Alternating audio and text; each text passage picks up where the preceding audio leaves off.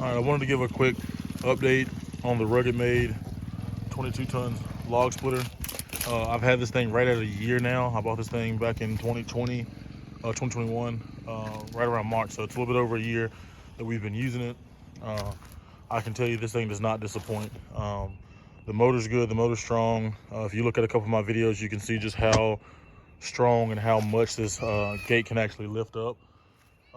With everything that I put this thing through this year, I did have a couple breakdowns with just, the overall how everything works, but not an issue of this. I mean, this thing honestly could have been done better, but I just put a 4x4 underneath it just to stabilize it. I've got an old bed rail. I didn't weld it to it yet, but I'm planning on it, but just to stabilize this rack. Most of the time, I'm not putting wood on this rack directly as it's split. Most of the time I'm just throwing it off to the side or to a truck directly so I can move it to where I'm stacking it at. But since I have it right here just for the off season, I love just stacking it on here, grabbing a big handful, taking it over there and throwing it down.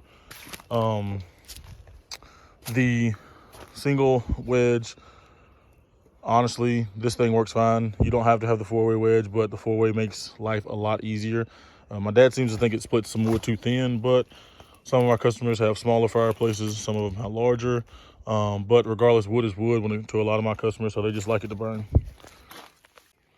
Probably the biggest breakdowns all season were the actual hydraulic lines.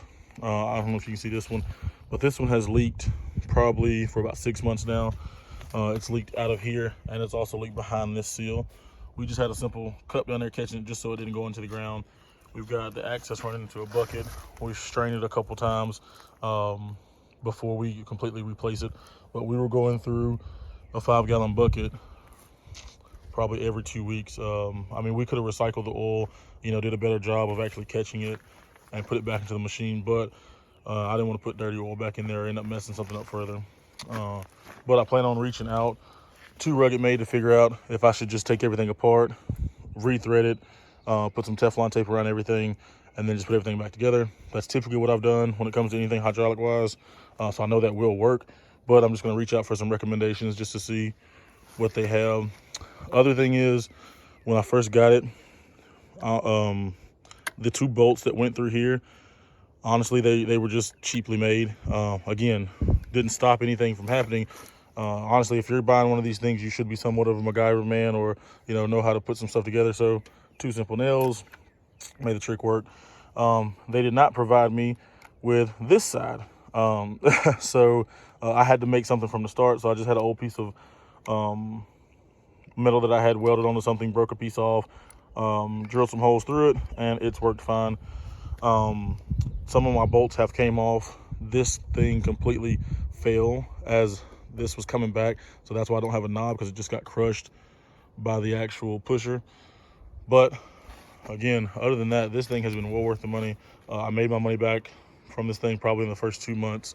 But if you are thinking about it, get it.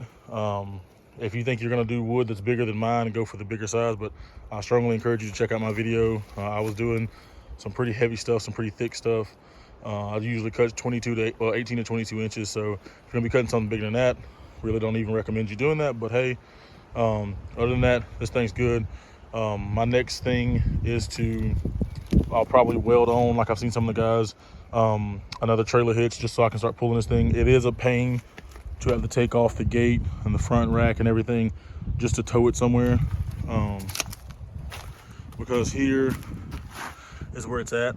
So on the back of the 4-wheeler or the back of your truck, it's not going to fit on the correct way without hitting something. So you do have to take this off. So I'm probably going to weld a trailer bar with a neck with a hitch from this side, so I can actually carry it this way, and then I can just take those legs off, everything will be fine there. But guys, great machine.